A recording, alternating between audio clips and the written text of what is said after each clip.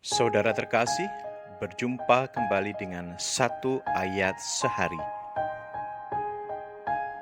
Ayat hari ini diambil dari surat pertama Rasul Paulus kepada Timotius, bab 6 ayat 14. Turutilah perintah ini dengan tidak bercacat dan tidak bercela, hingga pada saat Tuhan kita Yesus Kristus menyatakan dirinya. Saudara, ketika kita dibaptis, kita telah dimaterai sebagai milik Allah. Kita percaya bahwa Allah memanggil kita untuk menjadi alat kemuliaannya di bumi. Artinya, hidup kita harus mencerminkan kemuliaan Kristus dengan mempraktikkan firman dan tegas terhadap dosa, serta berani melawan semua hal yang bertentangan dengan firman Tuhan. Inilah yang disebut dengan panggilan hidup Kristen, sebagaimana telah disampaikan oleh Rasul Paulus kepada Timotius. Lalu hal apa saja yang harus kita lakukan untuk memenuhi panggilan hidup kita sebagai seorang Kristen?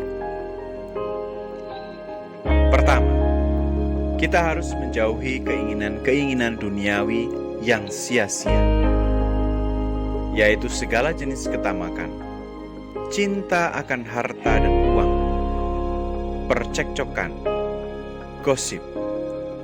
Kita pun harus menjauhi perbuatan daging yang merusak hidup rohani kita, seperti pencabulan, kecemaran, iri hati, amarah, kepentingan diri sendiri, pencederaan, roh pemecah belah, kedengkian, kemabukan, pesta pora, dan sebagainya. Karena segala keinginan daging itu berlawanan dengan jiwa. Rasul Paulus mengharapkan agar Timotius dan kita senantiasa mencukupkan diri dengan apa yang ada.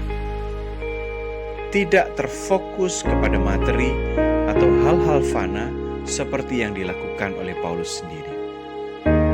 Paulus telah belajar mencukupkan diri dalam segala keadaan, karena ia tahu apa itu kekurangan dan ia tahu apa itu kelimpahan.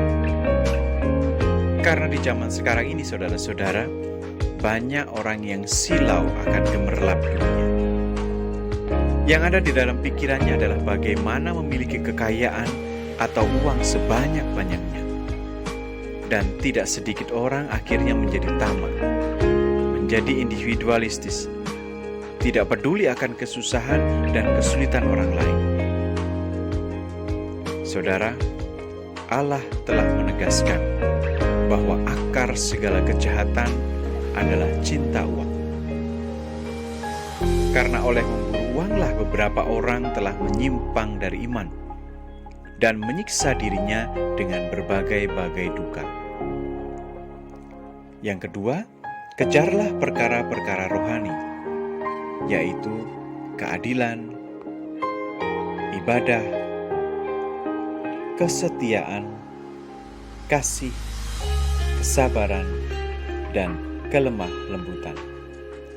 Paulus mengibaratkan hidup kita sebagai sebuah arena pertandingan iman. Maka kita harus berjuang dan bertanding dengan sungguh-sungguh, karena tantangan dan ujian yang selalu ada di depan kita akan semakin berat.